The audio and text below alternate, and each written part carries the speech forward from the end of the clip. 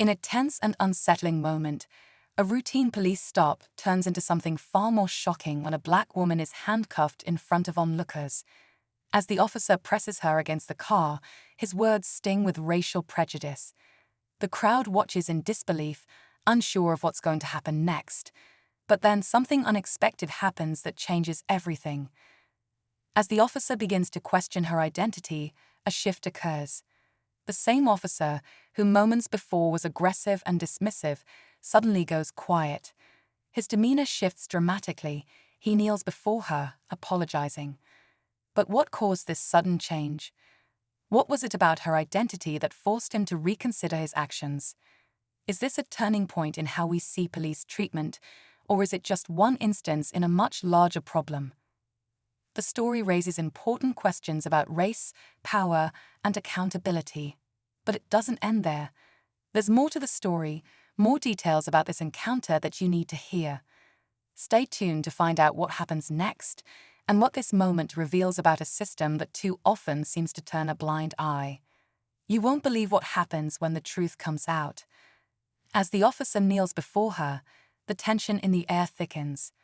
The crowd, which had once been murmuring in disbelief, falls into an eerie silence. People are starting to film, their phones capturing every second of what's unfolding. No one quite knows what to make of the situation. Was this a moment of genuine remorse, or was it just another attempt to cover up a mistake? The woman, still handcuffed and with a look of quiet strength, stares at the officer, waiting for an explanation. Her name? That's when the officer's eyes widen and his hands begin to shake slightly. A few seconds pass, the sounds of distant traffic, the only noise cutting through the stillness. He finally speaks, but his voice is barely above a whisper. I didn't know who you were." What did he mean by that? Who was this woman really? And how could it have possibly changed everything in that moment?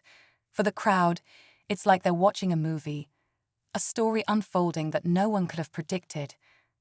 The officer's actions seem to contradict everything that came before, but this moment alone doesn't provide any answers. It raises even more questions about who holds power, who's protected, and why things are never as simple as they seem. The story isn't over.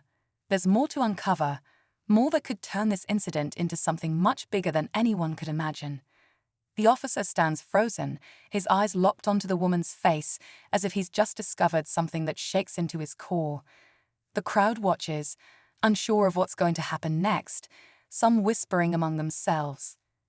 They've been watching an act of blatant racial profiling unfold before them, but now they're seeing something different, something they didn't expect. A man who, just moments ago, had been enforcing the law with aggression, now seems uncertain, almost fragile.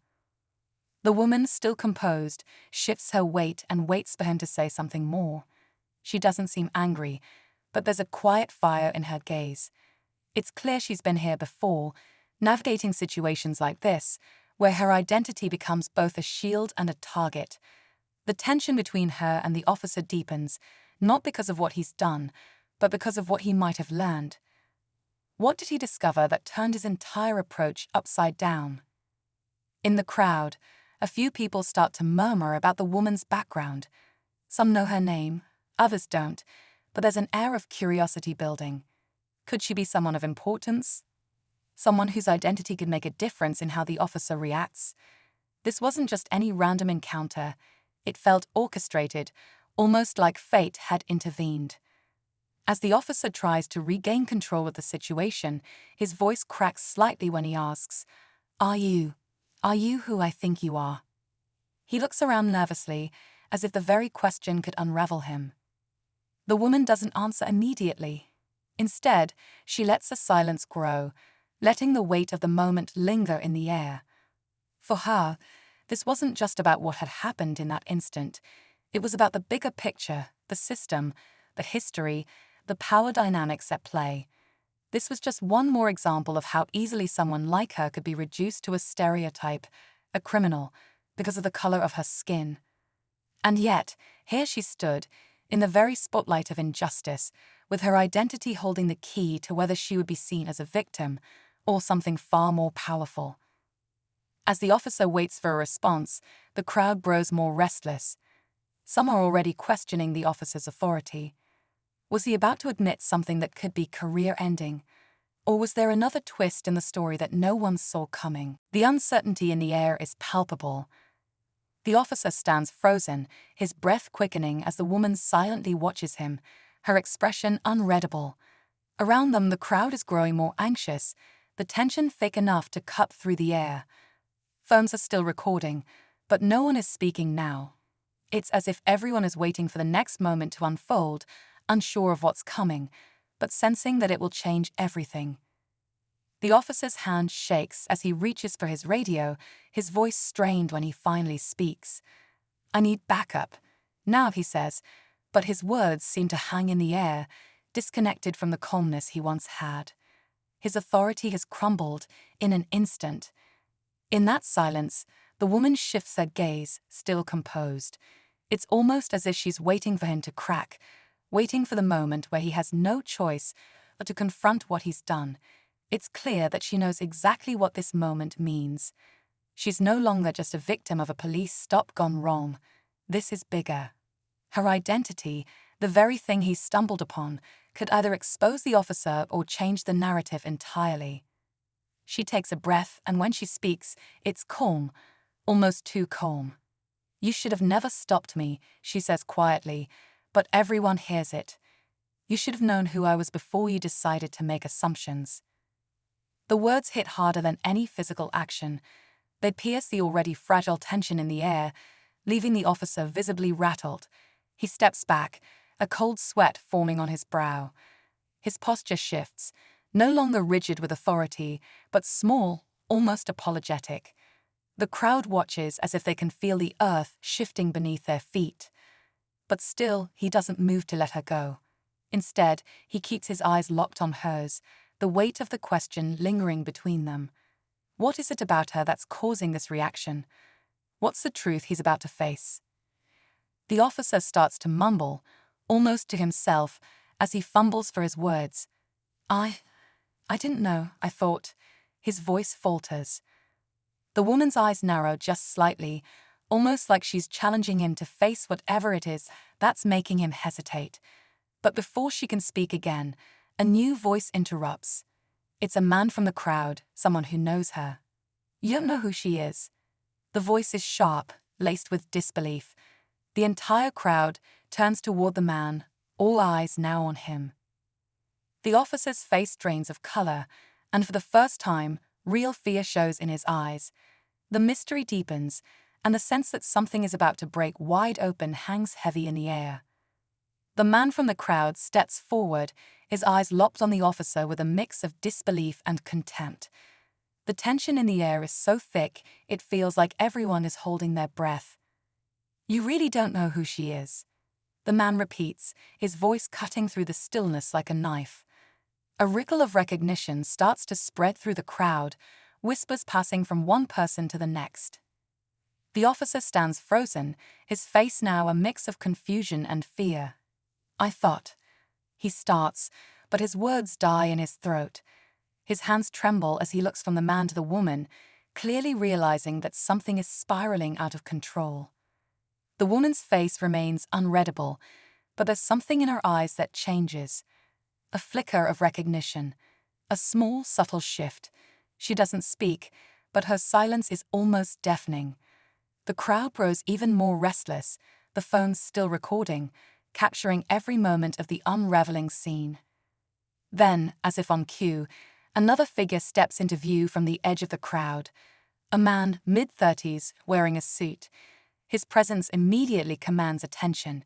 He walks towards the officer with a calm yet purposeful stride, his eyes scanning the scene before landing on the woman. The officer looks at him with a sense of realization. You're, he stammers, his voice trailing off. The newcomer nods, his gaze steady, then turns to the crowd. "This isn't just about this officer's mistake," he says, his voice carrying a weight that silences the murmurs around them. "It's about something much bigger." The woman's expression doesn't change, but a sense of unease ripples through the crowd. The officer looks between the two of them, his body language betraying his panic. What was happening? What had this man just implied? And why was the woman, who had been so calm and composed, suddenly giving off an air of knowing something the rest of them didn't? The officer's legs nearly buckle beneath him as the newcomer continues. This woman, he says, voice steady but firm, isn't just anyone. She's a key player in an investigation that you, he pauses, directing his gaze back to the officer, should have known about. The shock on the officer's face is enough to send a chill through the crowd. Was this some kind of undercover operation? Did the officer unknowingly target someone much more significant than he could have ever imagined? The tension explodes in the air, the stakes now higher than ever. And yet, the woman still doesn't speak. The silence between them is almost unbearable. It's clear that this moment is only the beginning. Everything is about to change, but no one knows exactly how. The officer stands there, speechless, his mind racing as the weight of the newcomer's words hits him like a ton of bricks. His gaze flickers between the woman and the man in the suit, trying to piece it all together, but the pieces aren't fitting.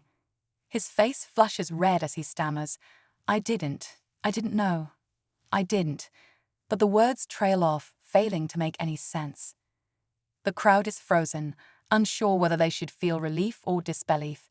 Phones are still recording, but now the whispers are louder, more urgent.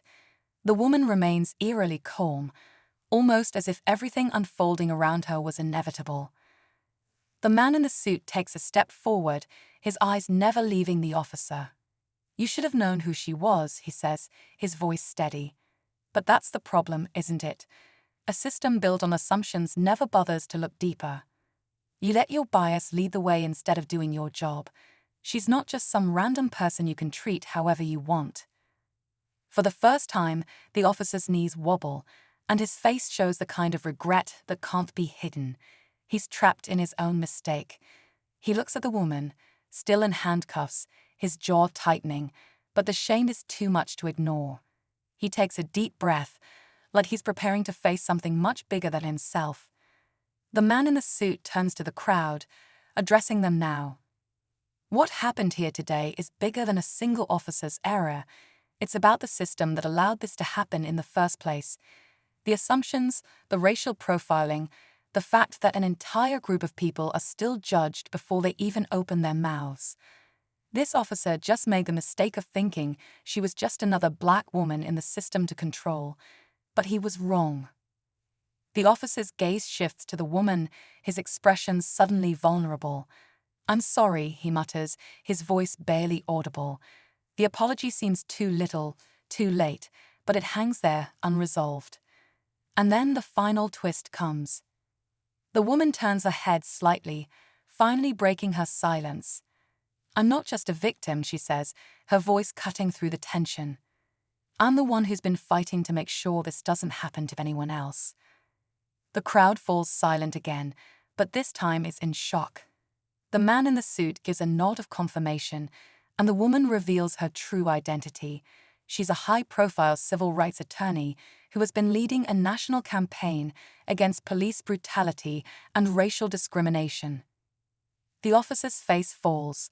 He knows now that he's not dealing with just any random person. He's facing someone who could dismantle everything he's ever stood for. The weight of his actions presses down on him harder than ever before. His career, his reputation, everything could crumble because of this one moment. As the woman stands there, still composed, she slowly walks toward the officer, her voice steady but firm. This moment, it's not just about you, she says, her words resonating in the ears of everyone watching. It's about all of us. It's about changing a system that has too long allowed this kind of behavior. And it's about holding you accountable. The officer stands frozen, his entire body tense, knowing full well that this confrontation would have lasting consequences. But the woman doesn't wait for his response. She turns to walk away, her head held high, and the crowd parts to let her pass. And just before she disappears into the distance, she turns back, giving one final look to the officer, a quiet challenge in her eyes. Next time, think before you act. The crowd is left to process what they've just witnessed, a pivotal moment in the fight for justice. But there's an undercurrent of unease. This was just one battle, not the war. The officer, now standing alone, looks at the ground, and the weight of what he's done finally sinks in. But even as the scene concludes, the sense of uncertainty remains. What will come next? Will things really change, or is this just another moment in a cycle that's been repeating for far too long? The story ends, but the questions linger, unresolved and urgent. As the woman walks away, the crow,